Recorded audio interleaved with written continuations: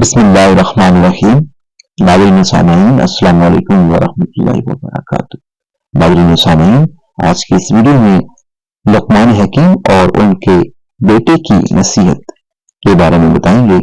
آپ سے التماس ہے کہ ویڈیو کو آخر تک لازم دیکھیے گا، اور ابھی تک اگر آپ نے ہمارے اسلامی اور معلوماتی channel wealth of knowledge channel کو سبسکرائب نہیں کیا تو لازمی سبسکرائب کر دیجیے گا، گھنٹی کے بٹن کو آل پہ کر دیجیے گا تاکہ آنے والی ویڈیوز کا نوٹیفیکیشن آپ کو بر وقت موصول ہو سکے۔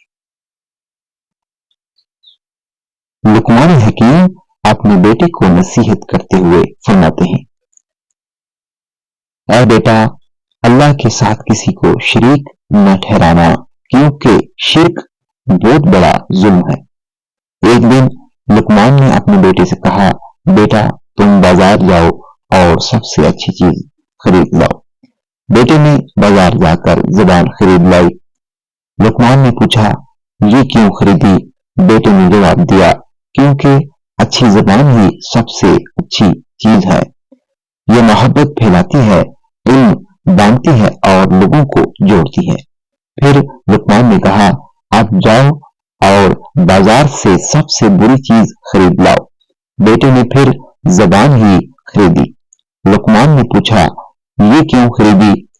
بیٹے نے کہا: کیونکہ بری زبان سب سے بری چیز ہے، یہ جھوٹ بولتی ہے، فساد پھیلاتی ہے اور رشتے توڑ دیتی ہے۔